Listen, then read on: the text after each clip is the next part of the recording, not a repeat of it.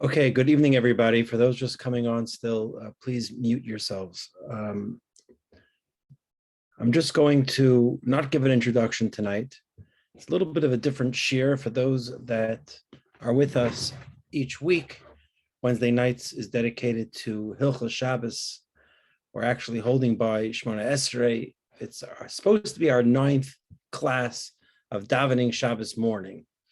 But due to the recent events and because Xmas and New Year's is falling out in such a funny way this year, that we're not having an Xmas shir or a New Year's shir, I thought this week, because of the news out of Eretz Yisrael, and because of the proliferation of opinions online, I thought it's important to talk about this topic. Just give me a second because some people are still having trouble getting online.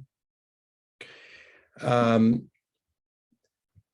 I'm going to delve right into the topic. We're all adults, I hope, here tonight. Over the past couple of decades, there was a Jewish author, a mechanech. I don't know about his background. I do know that my children utilized his books. And over the course of the past month, rumors started to circulate, news started to develop of certain peccadillos, to say the least. Eventually, a Beis Din heard the case, and there were over 20 testimonies from different people affected by him. It seemed that this person had a severe, I'm not a psychologist or psychiatrist, a severe addiction. It didn't make a difference, a boy or a girl, a man or a woman, ages. And this very person, who I don't think there's a person on tonight that doesn't have in their home or their children or grandchildren or brothers or sisters, a book from this person. The popular series is called Kid Speaks. Kid Speak is not the original title. It was published in Lashon Kodesh, in Ivrit, and it was translated to great success. Unfortunately, and again, this is very well known, he committed suicide at the grave of his son.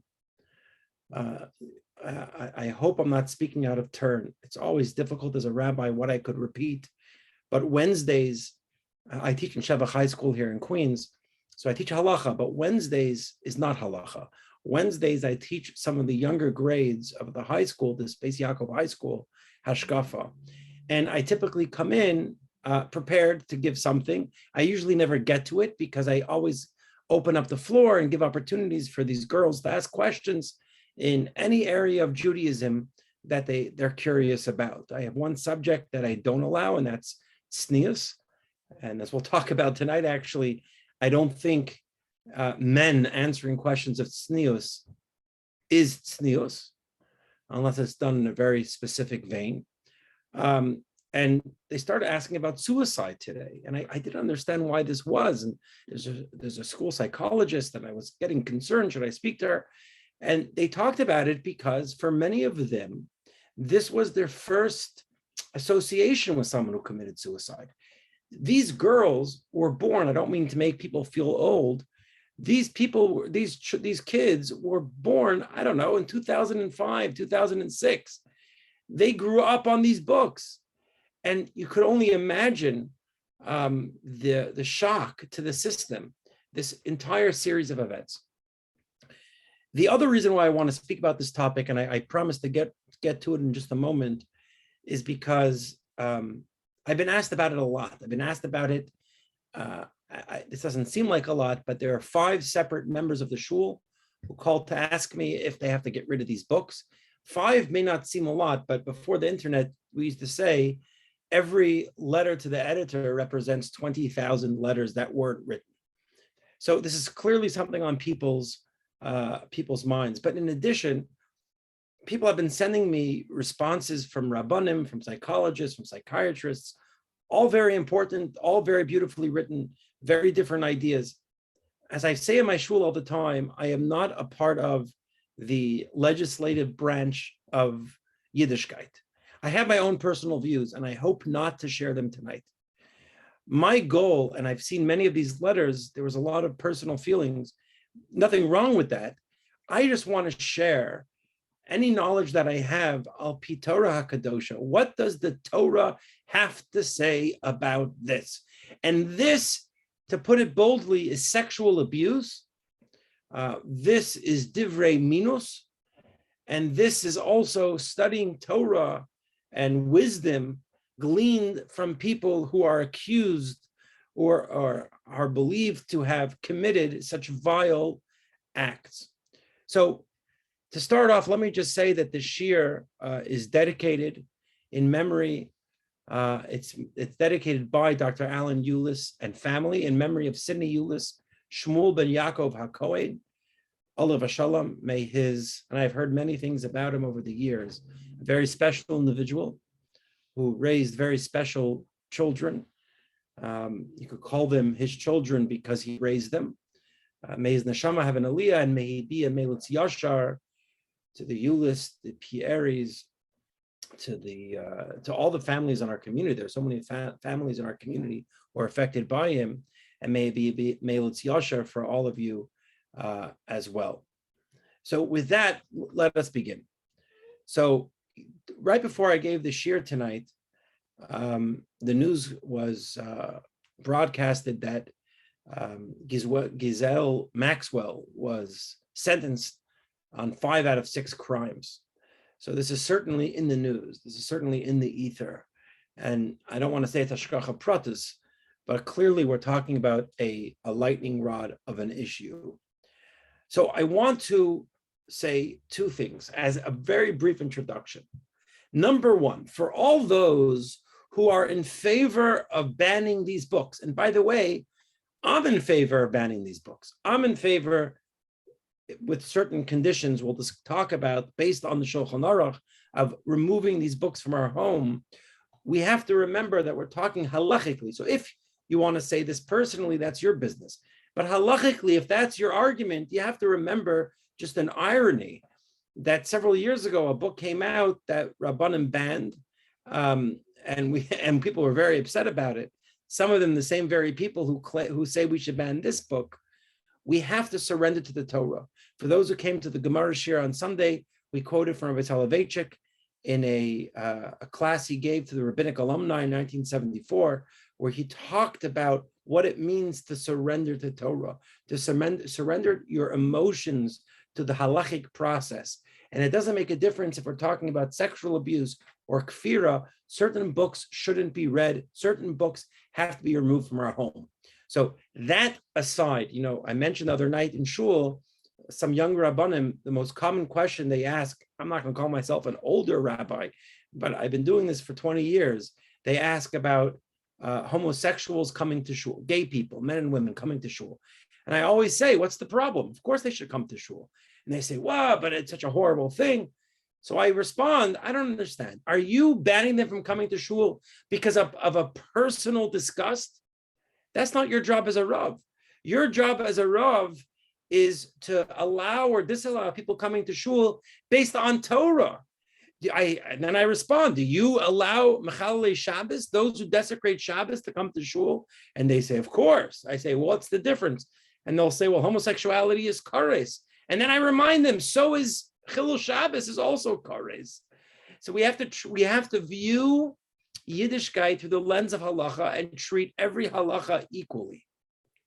So whether it's sexual abuse or kfira, I'm not comparing the effect that has on people, but from a halachic perspective, we have to view it, as we would say in legalese, dispassionately. So let me divide what we're going to discuss tonight into 4 categories. The first is the socio-nationalistic. There are certain social concerns and national concerns about these events and our response to them. Number 2 is chinuch. As parents or as educators, people are watching us, and how we respond to this could affect our role and our trustworthiness as mechanchim. Number 3 is hashkafa, Jewish philosophy, which is much looser. There are so many midrashim out there, and we'll try to coalesce them tonight and to bring them together. And then finally, but we'll discuss it at the very beginning, is halacha. What, if anything, does halacha have to say about this matter? So I want to begin tonight, and I started actually developing a handout, but I thought it would be a little bit easier if I just say it over to you. The Rambam says, I'm going to read to you the Rambam. In a moment, I will share my screen. You know what?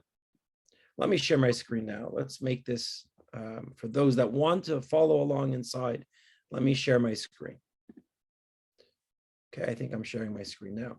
The Rambam writes, and what we're about to read is this canard that's out there, that if you see something, don't say something. We're starting with this. We're going to get to the removing the books in a moment. But when it comes to sexual abuse, there are those that think you're not allowed to say something. Now, according to American law, there are those that are obligated to say something. Obligated to say something. I being one of them, both as a rabbi and as a teacher.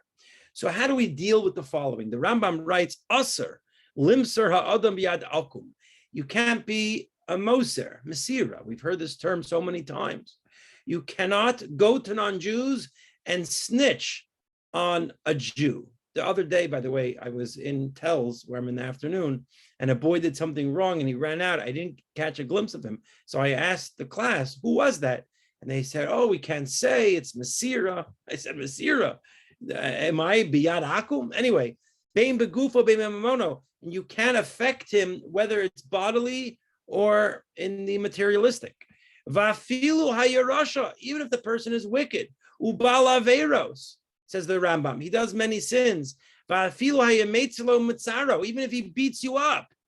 V'chol hamosro, and anybody who snitches on him, biyad akum, to a non-Jewish court, bein begufo bein b'mamono, ein lo chelek l'olam haba. He has no share in the world to come. So how do we deal with that?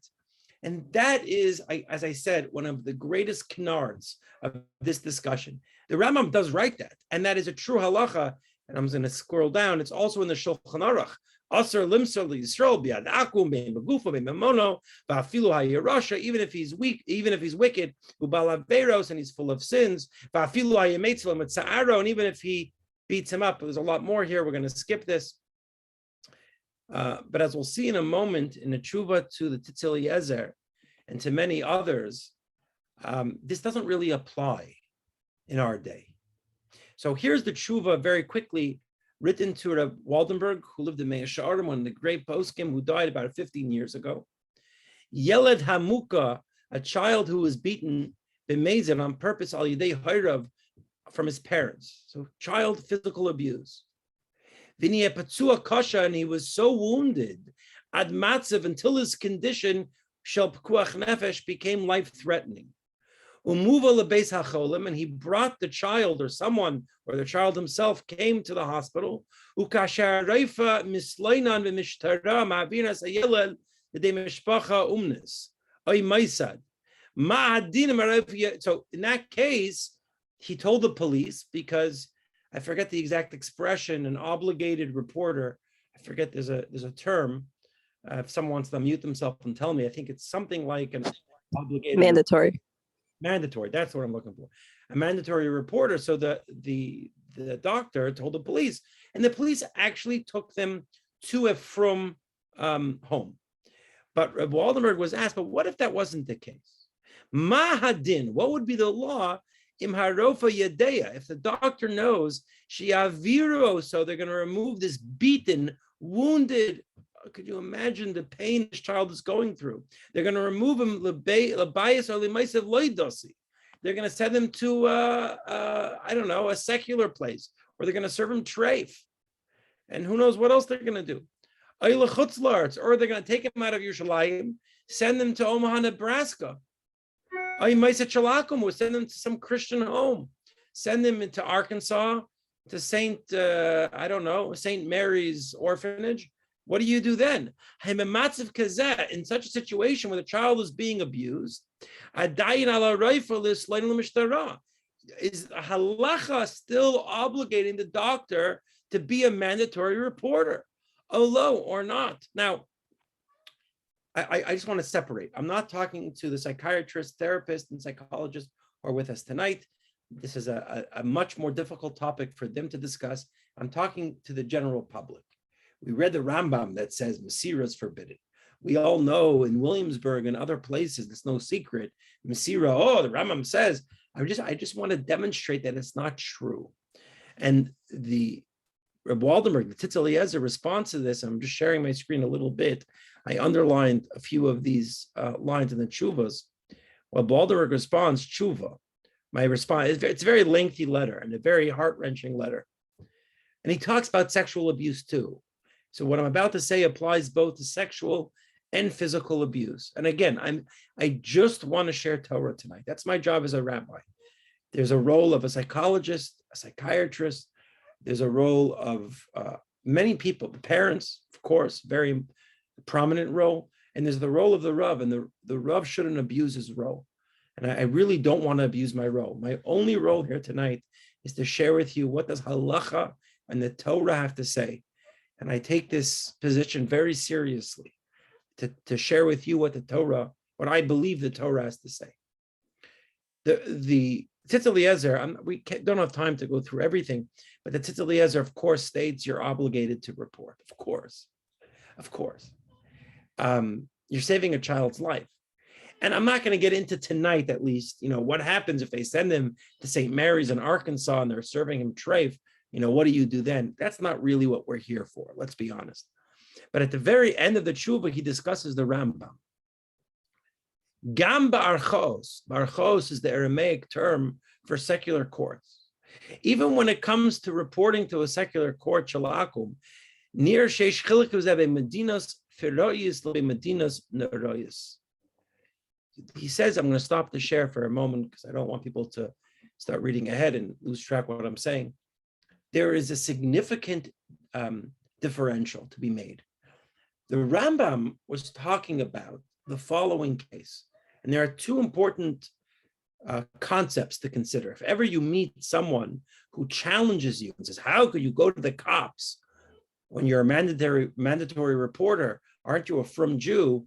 The Gemara says, we didn't read the Gemaras tonight, we're sticking with the Rambam, the Shulchan Aruch, but the Rambam, the Shulchan Aruch says it's forbidden to go. You have no share in the world to come. Even if he beats you up, you can't tell the cops. No, says the poskim. What the Rambam meant is, if someone beats you up on Tuesday and you're a weakling like I am, and you don't have the ability, you're not Mike Tyson, you can't beat him back. So what's your way of getting back at him is to snitch to the authorities. It's not a yin and a yang. It's not 1 + 1 = 2. You're not going to the cops about his beating you. You're going to the cops to harm him because of revenge that he beat you. That's point number one, what the Rambam was talking about. Point number two, and this is, we'll see in a moment for Rabbi Soloveitchik, point number two that was talking about, as the Tzitz Eliezer we just read from, when we're talking about countries that were capricious in their laws and capricious in their execution of those laws. But today that we live in a free society, in a society that self-governs, a society that has 3 branches of government that overwatch each other, this concern no longer exists. And I'm going to share my screen to show you from Rabbi Soloveitchik what he wrote about this matter. So this is my own notes. This is Dr. Simon Shoshan writing in May 2013. I would also like to add that Rabbi Aaron Lichtenstein has repeatedly stated that he accepts the position that he received from his father-in-law and teacher, Rabbi Soloveitchik, in the name of the Rav's father, Rav Moshe Soloveitchik, the Brisker Rav's brother, Rav Chaim Soloveitchik's son, that in democratic, listen to this carefully, that in democratic countries, the laws of mesirah simply do not apply. Now, one may think, let me stop the share, that maybe this is an extreme view, but it's not an extreme view. And I don't want to spend the whole shiur on this topic, but because we're here tonight to discuss this sensitive topic, I do want to mention, this is not just the Tzitz Eliezer and Meah Sha'arim and Rabbi Soloveitchik in Boston.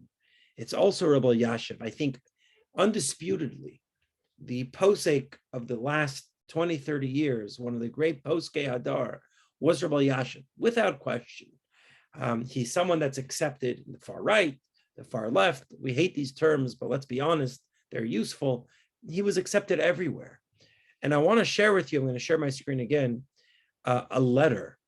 This is a letter from Rav Feivel Cohen, a very prominent Rav in Flatbush, tremendous talmid chacham. And Rav Feivel Cohen, I'm about to share in a moment, Rav Feivel Cohen wrote to Rav Elyashiv, you know what? In fact, before I share this, I want to tell you a Gemara outside. He asked Rav Elyashiv about this. Is there mandatory reporting? How do we deal with this? And especially today, I used to work in the prisons. What you see in the movies and television is very true. A person who abused children is going to get abused in prison. I mean, more than abused. They're not going to get breakfast, lunch, and supper. The life for them is hell. I'm not saying they don't deserve it, do deserve it. That's irrelevant. I'm telling you a fact. You know what? I don't want to tell you the story from my time in prison. It's so gut-wrenching. But they really are destroyed. And he asked Rav Elyashiv, does it apply today, the laws of mesirah? And when do you go to the cops? And what happens if the cops, and the person's guilty? He's guilty, but he's going to get punished beyond the rules of the Torah. So before I share Rav Elyashiv's letter in response, let me share two Gemaras with you. And it's worth coming just to see these two Gemaras. So one Gemara is this. Tanya, this is a Gemara in Sanhedrin, da 46a. If anybody wants this handout that I created, I could send it to you. There's a lot more that we're not going to get to tonight that's in this handout.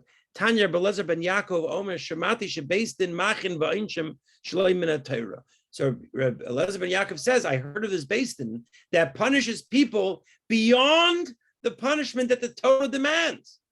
And not because the person deserved it, but to create a barrier. So they whipped someone, corporal punishment, even though the Torah doesn't demand it. And then it gives some examples of someone who wrote on touched animals on Shabbos.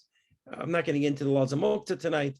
In the days of the Yavanim, they brought him to Beis Din. It's a clue. I mean, they gave him skila. They stoned him.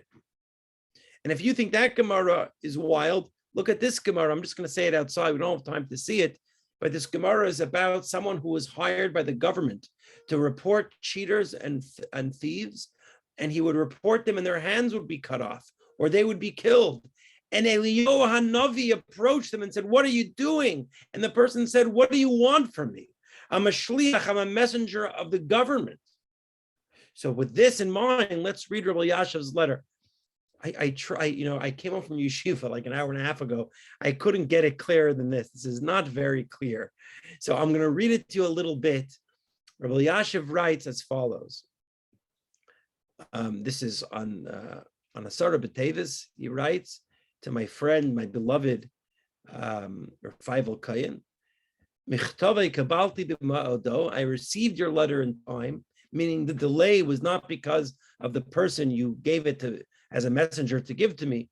But also I just didn't have time to respond. I didn't have time until Bein Hazmanim. Until yeshiva was out, I had time. When yeshiva's out, a Rav, or especially a yeshiva, gets like 2-3 hours a day that they're free. So they're able to respond. And he writes, what's the shaila? Teichen, the essence, hashaila of the question that you asked. Echad, if there's an individual, okay, a psychiatrist, a Rav, a teacher, those are the three most common cases. Yodeya shemishahu, and he knows about an individual.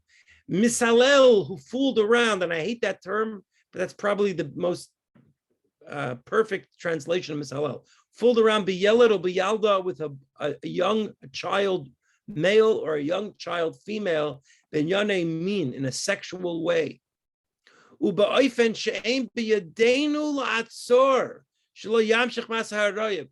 considering the possibility that we don't have the ability to stop it, meaning the Orthodox community does not have the tools to stop it.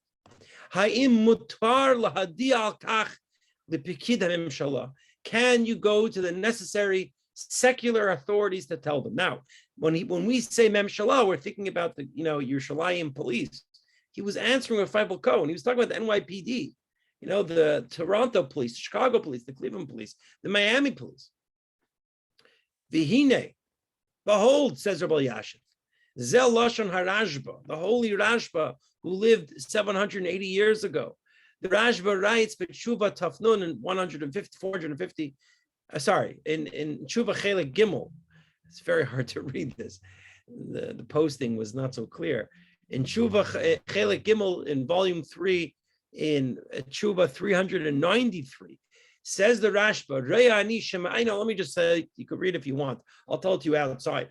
The Rashba proves from the latter Gemara that we saw, and listen closely, that when halacha does not have the ability to deal with something, we have the authority for tikkun olam. I hate that word tikkun olam because it's been commandeered by a reformer conservative. Tikkun olam in Judaism has nothing to do with, recycling or giving money to the UJA. That's tzedakah. It's a nice, I'm not saying you shouldn't give to the UJA. Tikkun olam is a halachic term. It's a halachic term that means for the world to survive. We don't have time to get into that. But if this is what's needed at the time, if there's a scourge of society, like sexual abuse is today, I don't believe that this is new. I believe that we're finally coming to terms and understanding of the damage it does for a lifetime. Then, and halacha, because it's not the time of Mashiach, we don't have a Sanhedrin, we don't have a court of 23. Even the court of three doesn't have the abilities it used to have. We have no choice, says Rabbi Elyashiv, based on the Rashba, based on this Gemara, but to go to the police. Even if that means, says Rabbi Elyashiv, in the name of the Rashba, based on that Gemara, that they're going to abuse him or punish him more severely than the Torah would. Now, to be clear, does that mean that if you get a funny feeling about someone, you should call family services? Does that mean that if you get a funny feeling about a teacher, you should get them arrested? No. If you just get a funny feeling, I would recommend speak to a psychiatrist, speak to a psychologist, speak to someone knowledgeable, someone who loves you and loves Torah and is objective, and they can help guide you. I'm talking about if you know something, if you saw something, or if someone told you something that they saw. We're talking about concrete. Something concrete has to be here, which is, of course, the case of the Kid Speaks author. Concrete meaning either you saw it, or someone told you they saw it, or someone told you they experienced it. In such a case, you do not have to go to a rabbi. You do not have to, in fact, you're required to go directly to the police. If you get a funny feeling, because we all know there are people, there's someone in this community in Queens who runs one of the schools here in Queens who had a false accusation made about him. He survived it miraculously. Thank God he survived it, as he should have, because this could destroy someone. So we're not talking about, you get a funny feeling. Again, you saw it, you heard from someone else that it happened, or you heard from the victim themselves, you got to go directly to the police. Anything less than that, speak to someone that you trust. So now we're mesirah out of the way. We're already half hour into the shir, so I'm going to go a little bit quicker. I don't want to make a part two. We'll go a little bit longer. Usually the shir is 40 minutes tonight. It might be a little bit closer to an hour, if that's okay. So that's stage one. So mesirah is out of the way. Okay, we have to go. Now the question is still in the halacha category, so what does that mean? If at the stage we're on today, where you have someone who wrote books, thank God people reported it. It took too long. Let me just state for the record, one thing we should all learn from this, forget about getting rid of the books. If you see something, you say something. And that doesn't just mean literally. I was telling the girls today, I'm a male teacher in a girls' high school. And as a rabbi also, I try to be very careful. I don't meet even with a child in my office unless the parent or some adult in the building. I don't meet with an adult of the shul, male or female, unless someone's either in the room with me or in the building. You have to be beyond reproach. So I gave an example to the girls that let's say you leave school, you're not feeling well, and one of your rebbeim, one of your teachers or your math teacher is going in your direction, you're getting a lift home with him, and you start going in the back seat, and he says, no, come in the front seat, that's a problem. Now, it's not a problem to call the police. Boundaries are very important, and we have to be aware of them. If we feel funny, hopefully we have a relationship with our parents that we could go to our parents. And if it's not our parents, the school psychologist or a teacher that we like, our own therapist, if we have one, to talk it over. And there's certainly no question that for 2 decades, this author has broken boundaries. That's indisputable. And that alone is a concern. And we as Klal Yisrael, I remember once the New York Post, there was a very famous LA Laker who was charged with rape about 15 years ago, very famous story. And the New York Post wrote an op-ed all about the laws of yichud.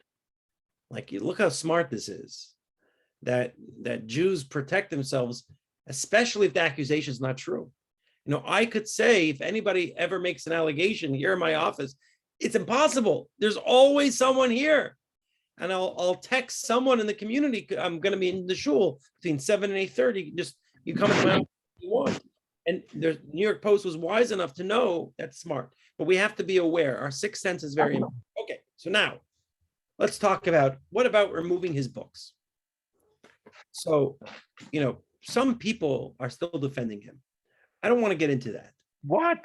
Mr. What? Defending him. Oh no, everybody mute yourself. I can hear you saying, I'm not defending the people who are defending him. I'm not defending those people. But there are people who say, oh, it's Lashon Hara. How do I know it's true? The Torah is not written to make you naive.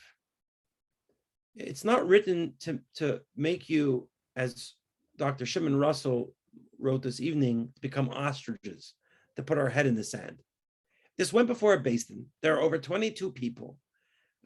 This is embarrassing for the Orthodox community. It's embarrassing. No one wants this to happen. But it's more than that. So what we're about to do right now for a few moments is discuss the halacha of removing his books. And also that would also lead to the halacha of what do you do about just rumors? Because they're both combined. So I have in front of me my favorite book. Can anybody guess what my favorite book is? It's called the Shulchan Aruch. And I'm in Yeridea, because as I open the shir, and for those, especially those that come to my Gemara shir, but those that know me in the community, I get very nervous of any rabbanim, even those that I respect, who say things as their personal opinion. They're allowed to have personal opinions, but as a Rav, when you say something in the sphere, from the pulpit, in the sphere of rabbanos, you represent Torah. So I don't want to tell you my personal opinion yet. I just want to tell you, what does Judaism have to say about this? Now, there are many Gemaras. I'm going to skip the Gemaras. I'm going to go straight to the Shulchan Aruch, because everything in the Shulchan Aruch is from the Gemara. So we're going to start with Siman Reish Mem Beis in Yeridea. We're not going to share my screen. I'm still sharing my screen. Sorry about that. I'm not going to share my screen. I'm just going to tell you the halacha. So Reish Mem Beis. Let's read a little bit of halacha together. So we're going to start off. It's going to start off a little bit slow, and it's going to build up to mamash our case. So the first Shulchan Aruch I want to mention, very soft, is to whom may one give smicha to? I just realized when I was sharing my screen, you saw my notes. Try to figure it out, because my notes, I think, are just like 200 words tonight. But the Shulchan Aruch says as follows: Talmud shlehagia lahira umayra. A person who hasn't reached the level of issuing piskei dinim, not only can you not give them smicha, harei zeh shaita, they're a fool when it comes to Torah. When it comes to Torah, Rasha, and if he still issues rulings, if they don't know what's the expression, the Dunning-Kruger effect or the Peter principle, they don't know the limits of their own reality. Rasha, they are wicked. V'gas ruach, they are egotistical. Va'alav nemar, and on this the pasuk says, this is a pasuk in Mishlei, Perek Zayin, pasuk Havav, ki rabim cholim hapila, many people she felled, meaning they will cause destruction. So very soft. If someone is in a position of authority without the proper academic or spiritual background, this will bring destruction. This is a Shulchan Aruch. V'talmidei hakatanim, and the young children, says the Ramah,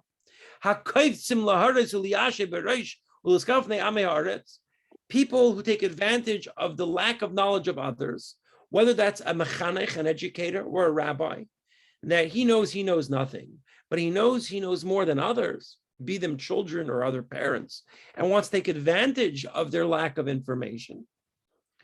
Not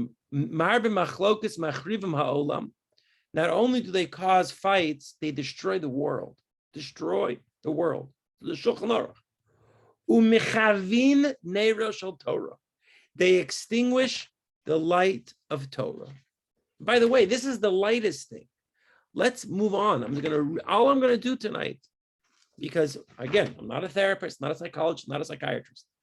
I'm just a Rav, and I know not much about Torah, but the little bit I know, I just want to read to you. Let's go on. The Shulchan Aruch in the same Siman Yerdea Reish Mem Beis, and this is now Tes Zayin. Sorry, this is now for those that, because I'm recording it, I want to state where it is exactly. It is Sif Yudalid. So Reish Mem Beis Yudalid says the Shulchan Aruch v'oid nereli shemuter lasis me'en lechach gadol. Okay, so this is, we don't have time for this. Let's go on. So continues the Shulchan Aruch and the commentators, Inyan hasmicha shenogu is manazeh, this that we give positions of authority, smicha, in our day, because not for tonight's shir, but we know smicha, the true smicha, going back to Moshe Rabbeinu, doesn't exist anymore today. In fact, one of the only people to get it in the past 1,000 years was the Shulchan Aruch himself, a shir for a different time. So I'll, because it's so late, I'll just tell you outside that the Maharal in Derech Chaim warns us the danger of giving positions of authority to those that haven't been proven. And this is something, we're still building up to where I want to get to, about removing kids speaks books from our homes. I know where our destination, but on the ways of our destination or Google Maps, we have to pass through these streets. The Maharal says we have to be very careful of who we give this authority. I hope I don't get in trouble for. Let me say this. There are very smart people out there without degrees who aren't accredited in therapy, psychology, or psychiatry. And I guess they have their role to play, but we have to be careful. Chazal tell us, chacham b'goyim tamin. And the Maharal says, when you give authority, especially in our day when there's so much wisdom, too much rope to someone who doesn't deserve it, we're going to get in trouble. But we're still nowhere near where I'm trying to get to. Let's now go to Siman Reish Mem Gimel in the Shulchan Aruch. I'm just reading you Shulchan Aruch. Siman Reish Mem Gimel. Bear with me for just a second. It'll be worth it. Okay, so the Shulchan Aruch states, Reish Mem Gimel Sif Gimel. Listen to this. The Talmud Chacham. Let's say you have a Talmud Chacham. Hamizazel b'mitzvos, who is mizazel. I don't know how to translate that. Disrespectful, disregards mitzvos, belittles mitzvos. Ve'ein bo yer shamayim, and he acts like he doesn't have yer shamayim. Harei ukakal shebetzibor, he's like a curse on the community.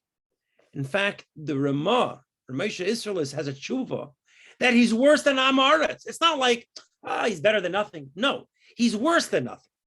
Somebody who does not act in the appropriate way, even if he has wisdom, is worse than nothing.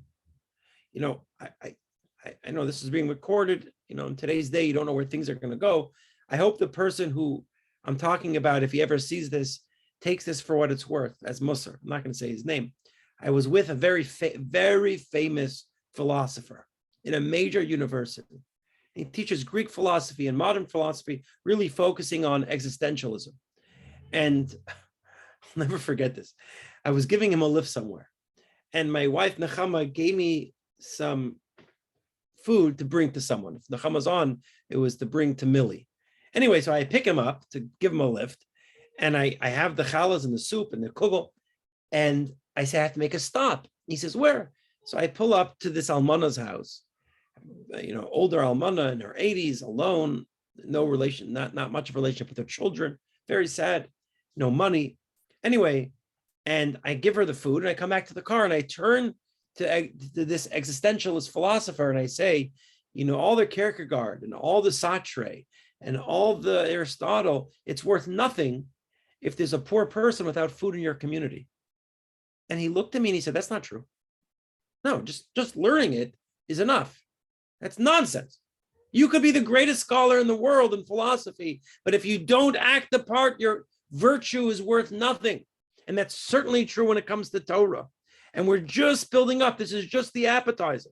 Let me read you a little bit more. The Shulchan Aruch writes in Siman Shin Lamed Daled in Yeridea. You know what? We don't have time to go into this. It's Sif Mem Daled.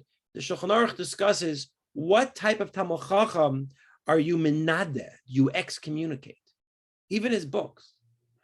And I want to read to you, in case you think that it's going too far. I heard from some who said you have to separate their deeds from their knowledge. Togwash, in my opinion, based on halacha. What are you talking about? The Gemara in Moed Kattan and in Megillah in a few places says that we absolutely associate, and we'll see why in a moment.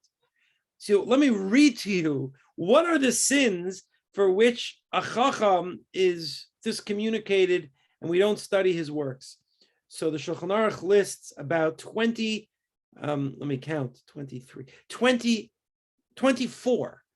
averos. So I'm going to read it to you. This is the code of Jewish law. So this is not a Shabbos Shuvah drasha, Shabbos Gadol drasha, that we're saying some wild pshat in a contradiction in the Rambam based on some Maharal and a Pachad Yitzchak and a Reis Halavechik. This is the Shulchan Aruch. Shulchan Aruch states, Al Chaf Daled Dvarim, on 24 things, Minadin Es Ha'adam. This is in the laws of being a Talmud Chacham. We get rid of them. We excise them from the community. He doesn't say if they separate. No, it's halacha, Shulchan Aruch. So here's what they are. Hamaves chacham, the Charles Drew's Mishnah halachos. There was a Rebbe who was making fun of the Chafetz Chaim. The Mishnah Brewer didn't know what he was talking about, and the Mishnah halachos says you fire that teacher. That's one example, but I want to get to one particular example that relates to our discussion. Chaf Gimel, Chacham Shishamu Usa Ra. Sana Shemas in the language of the Gemara. There's a bad rumor about him in the sexual nature. When there is someone, just a rumor, that they're abusing their position of authority to take advantage of people sexually, that and that alone is reason of dismissal. Not just dismissal, but of complete nidui, of being excised. Okay, so now let's keep building from there. Okay, we're already at 45 minutes. I promise that I will try not to go beyond an hour. So I just want to be clear. The promise is that I'm going to try. I'm going to keep looking at the clock and I'll try.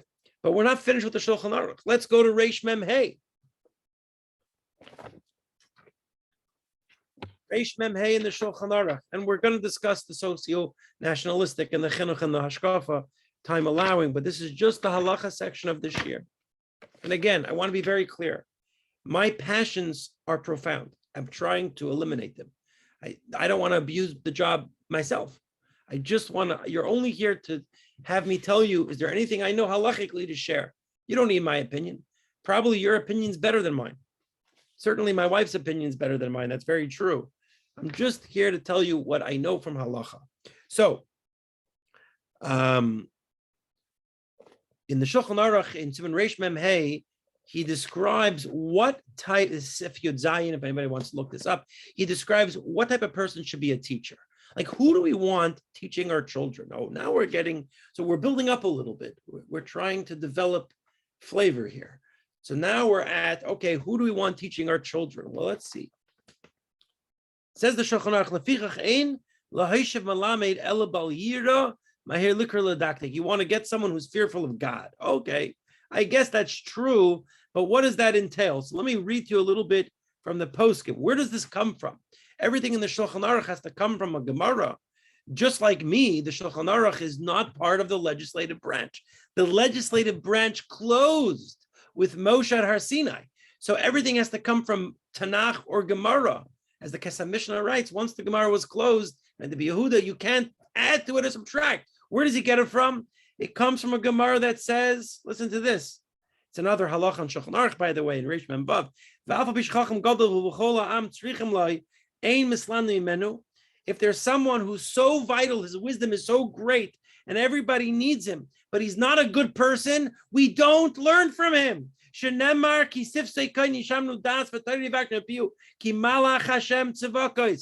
the Gemara says the only person we should learn from is someone who is a malach. When I was speaking at the, I had the schus to speak at the Rebbe, Lubavitcher Rebbe, his yard site this year in the oil. I'm a Kai, and they built a whole tent. So Manis Friedman spoke. He always speaks at Chabad events, as he should, as a Lubavitcher. And then they had this Litvak come. And I said over this Gemara, and I said that what does it mean? I don't know what an angel looks like, but we all know the measure says that there's a malach in front of every blade of grass that says Natsu, grow, grow. So if you meet a Rebbe who makes you want to grow, that's the malach. It's a nice drush, but for our purposes, that's not pshat. Pshat is the Rebbe has to be a malach. The way he treats people. You know, if I asked you to talk about your Rav from your youth, could you remember any drasha he said? Really? You can't remember a drasha he said. How did he treat people? How did he act? How was his ben amlach aveiro? Did he try his best not to hurt someone? Did he go out of his way to make people feel comfortable? To make people feel like they're listened to and watched and appreciated? That's what we remember. And that's what it's a halacha. In Shulchan Aruch, it's 9:20. Let's move on. Says the poskim, this is brought in the Ben Ish Chayfer, and he's fardim with us tonight. Let's say you have a tutor for your child. We're talking about before schools like we have it today. Because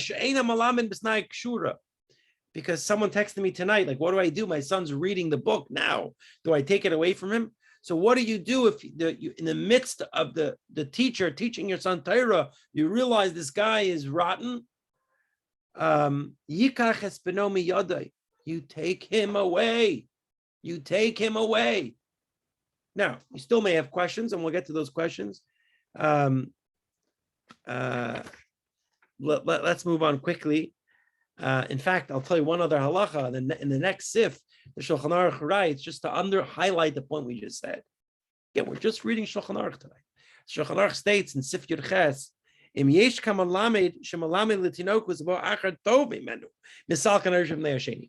even in a case where the teacher's fine, but you happen to find a new teacher who's better, you switch over. There are many kids authors today. So how many reasons do we have listed already to switch books? So I told this one parent who said, so I told him, I said, look, you don't want to explain to your 8-year-old about what happened. You can maybe let him finish the book. When he finishes, suggest a new author. Give him a new teacher. That's halacha and Shulchan Aruch. I'm not a psychiatrist. If is a child reading his books right now, especially if they're 10, 11 years old, you should speak to someone more proficient to how to explain to them, if to explain to them, when to explain to them. But let's just move on with halacha. The next halacha in Shulchan Aruch is that a single boy should not be teaching children. Just by the way, that's a halacha. And it's due to sexual concerns, specifically with the mothers, but with other concerns as well. Halacha is way, way ahead of the game. Because of limited time, I just want to go through a little bit quickly. Let's do one last halacha, and then I'll share some final thoughts. And we'll put this all together.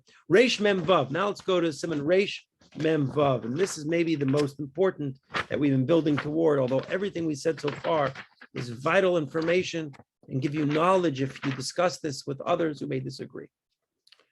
Says the Shulchan Aruch in Reish Mem Vav Sifhei, quote, this is a direct quote,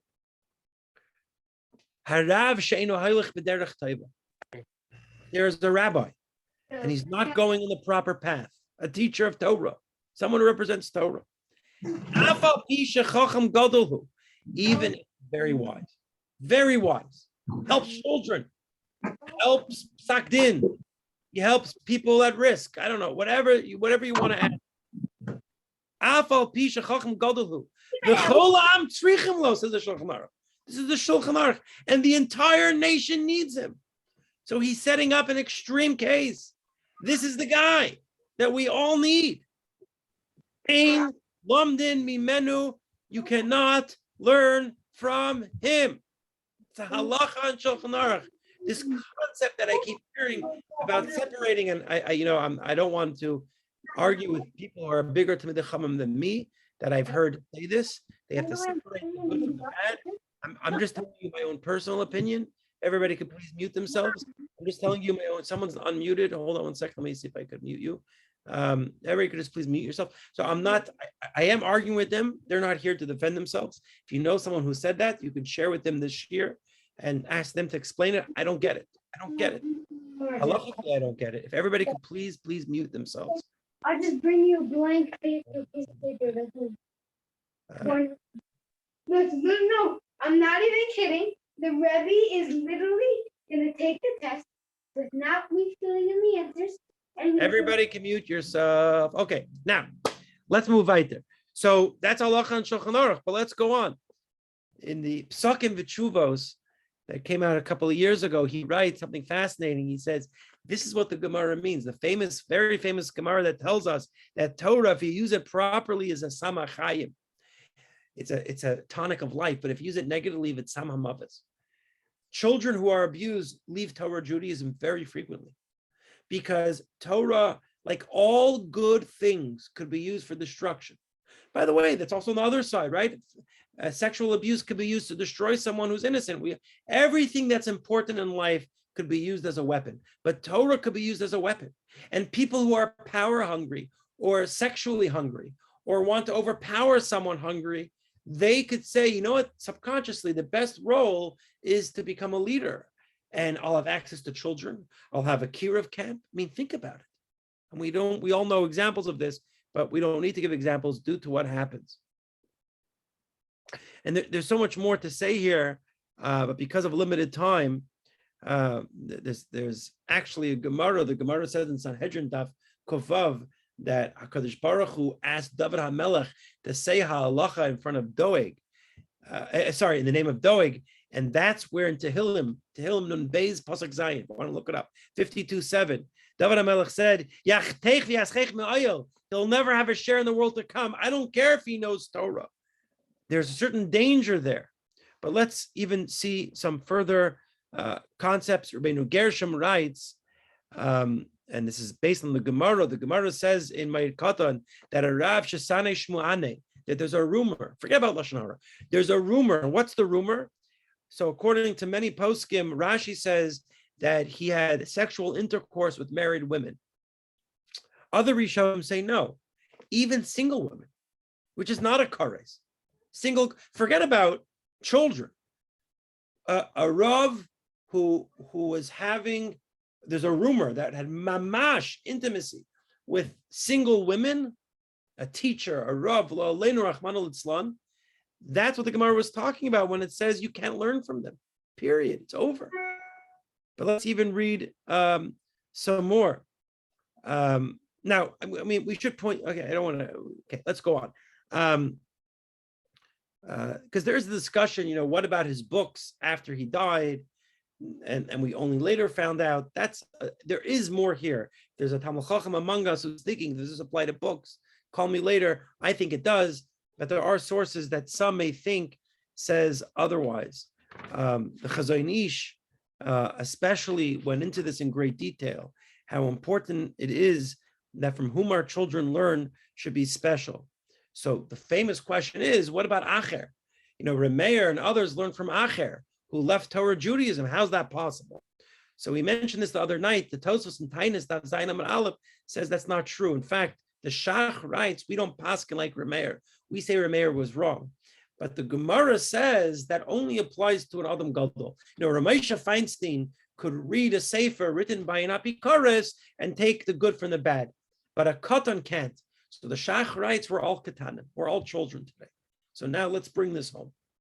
We have books written by someone who there is a shmua. The Gemara says this is certainly a rumor that he did horrible averos, but more than that, there's a psak based in that he did so. And more than averos, he was over isurei v'haftarecha kamaycha, which, you know, we always put like Shmir Shabbos, all these important things that make you from, but v'haftarecha kamaycha, to destroy a child's life. We know this today. We know that when a child is abused, their life is over. When a child is sexually abused, their relationship with their children, their relationship with their spouse, their relationship with their friends, depression, suicide, Shmir Shabbos, they have to start from scratch, and they're broken and they have to rebuild. It's Seiser Ubaina. That's not a small thing. And the Gemara didn't even talk about that. It was just talking about consensual sex, and that this person goes around having sex with single girls. A rumor. But this, you can't learn from them. It's a matter of halacha. It's already an hour, but let me just finish up.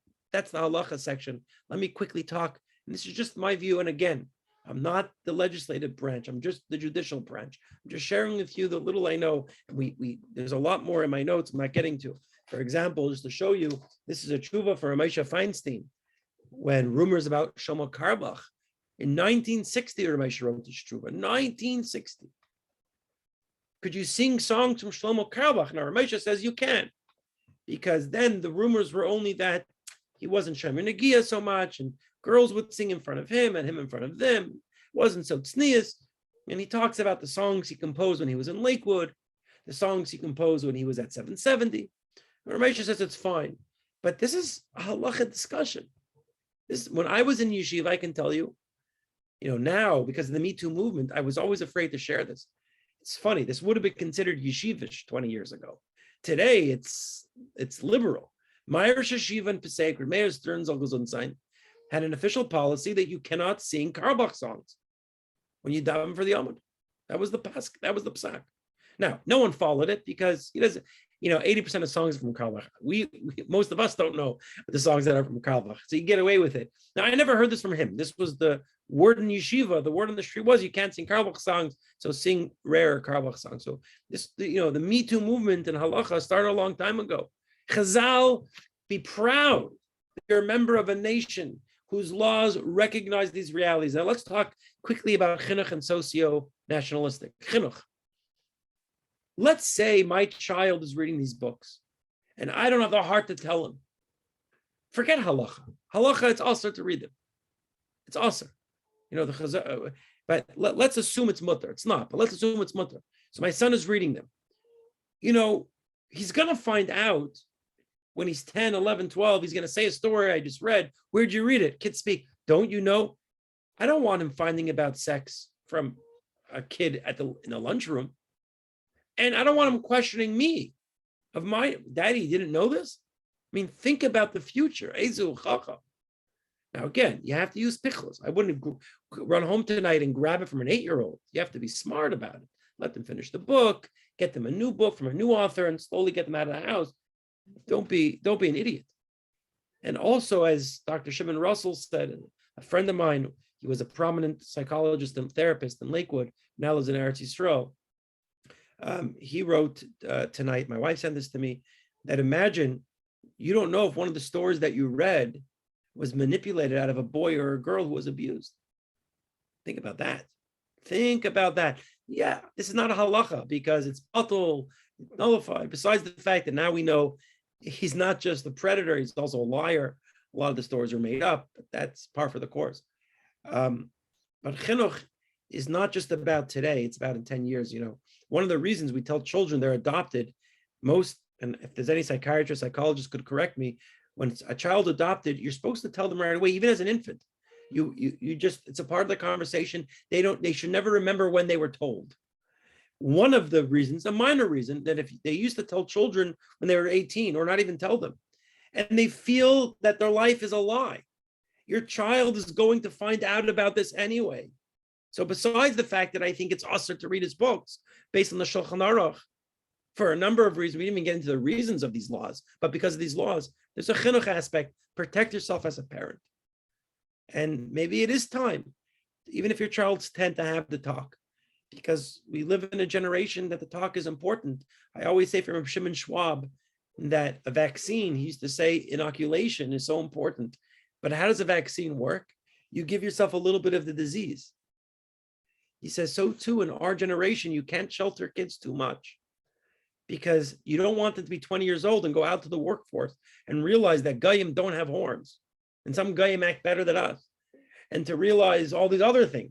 You got to give them a little bit. And in our generation with internet, maybe at a younger age, it is important to have this conversation and to use this as an excuse to tell children to report. And as I told one of the classes I taught today, if you feel funny, say something. If you feel funny, say something to someone that you love, not reporting, but to someone that you love. Of course, if you do see something real, then you say something.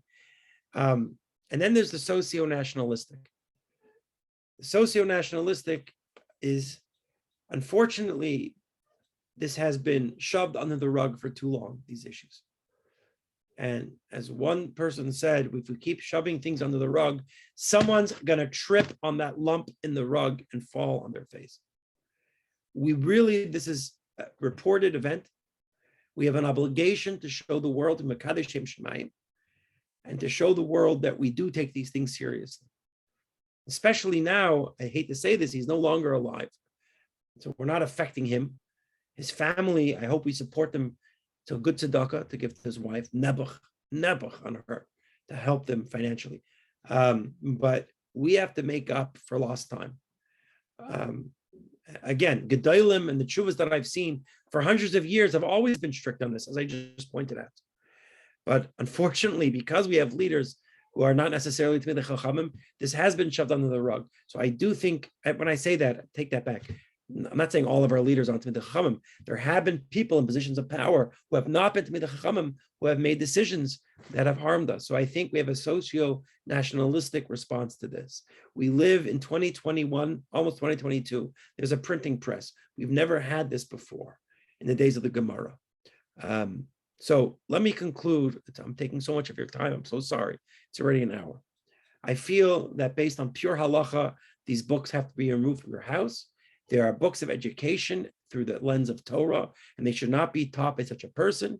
Even if you believe it's not true, the Gemara and the Shulchan Aruch make it clear such rumors are enough. And B, even if you believe it's not true, your child will, reading those books, will find out about sex not through you, and also lose trust in you, by the way, if you continue to let them read it. That's a halacha, and a hashkafa, and a chinuch. And socio-nationalistically, we have to stand on principle. And we have to, and as Eichlers did, they removed the books. At a certain point, we have to have amunas chacham that the Beis Din did their job. We have to be mispalo, all of us. You know, the Gemara says, "Einat bitrapos la'arayis." When it comes to sexual errors, there's no way to guard from it. And especially a disease like this, there's nothing worse than to be labeled a child molester. So someone who does this is really sick. And if we don't put our foot down, these people are willing to risk everything, to risk killing themselves at the grave of their child. That's how great this impulse is. I mean, we can't even imagine. That means if the impulse is so great, if they'll kill themselves at the foot of the kever of their son, then they will infiltrate our camps. They will work to infiltrate our yeshivas. They will work to infiltrate therapy, we have to stand strong, and we have to have a comfortable talking relationship with our children, that they will report things to us when they feel uncomfortable. And we all in leadership positions, whether we're therapists, rabbanim, psychiatrists, teachers, we all have to have boundaries, and we have to have people overlooking those boundaries. If someone would come over to me and say, "Rabbi, I saw you by Kiddush, everybody left, and even your wife left, and you were left alone talking to a married woman," I felt uncomfortable. I would be very happy, because we have to look out for each other. We have to be beyond reproach. That will never happen, by the way, but we have to all be beyond reproach. Let us be mispalel for the true victims here, the children, and even the adults who were abused or manipulated by this individual. Let us hope that we reach a day that nobody with this horrible desire will think they could get away with any position. Rather, they have no choice but to seek the medical attention that they need. May HaKadosh Baruch Hu bring a refuah shlema, bein begashmi, bein beruchni to the world. We should get rid of these books. We shouldn't burn them, put them in recycling. Respectfully, I would actually put them in a bag and then put them in recycling. Don't make a big show out of it. This is not about you. It's not about me. It's about these children. May we come to the day of Mashiach Tzidkenu, when the Yetzer Hara, both those that we understand and the Yetzer Hara of true wickedness and evil that we'll never understand, be destroyed. May that come soon and speedily.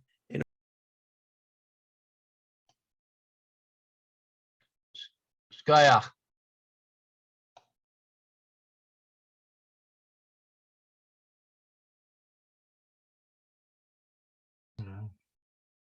One of you would Shkoyach. I want to Thank you.